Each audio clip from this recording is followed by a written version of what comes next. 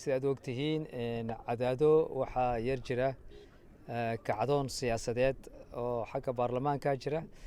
waxaan ka baqnay inuu kacdoonkaasi inuu lug ku yeesho nabadgelyada magaalada iyo guud ahaanba degmadaba sidaa darteed baan yaan u nimidnay waan la hadalnay ciidamada amisom waan la hadalnay ciidamada qalabka sida hadday yihiin ciidamada xoogga dalka hadday yihiin ciidamada booliiska hadday yihiin iyo ciidamada niisaba intuba waxaan isku raacnay inaan nabadgelyada la wada dhowro inay ciidamadu ay ka fogaadaan wixii siyaasadda inay dadkaasi siyaasiyiintu inayna isticmaalin saasaan isku raacnay qolooyinkii siyaasadda ahaa ee wax tabanayeyna waan la hadalnay waxaan u sheegnay inay siyaasadooda meeshay doonayaan inay la aadaan laakiin marna inayna isticmaalin ciidamada qalabka sida iyo maleeshiyaba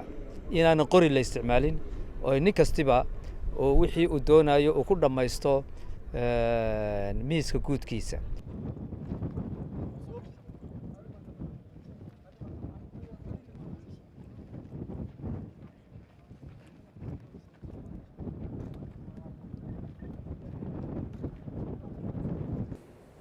maamulku naftiisa waxaan kula dardaaranay aniga iyo amisomba inay iska ilaaliyaan wax gacan ka hadal ah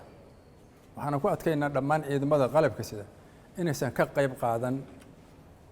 ismaandhaafka kaliya oo hadda ka taagan gobolkan maamul goboleedka galmudug ciidamadu waxay ballan qaadeen inaysan ka qayb qaadan maamulkii meesha joogay oo maamulka galmudugna waxay qireen in ciidamadu aysan ka qayb qaadan arrimahaas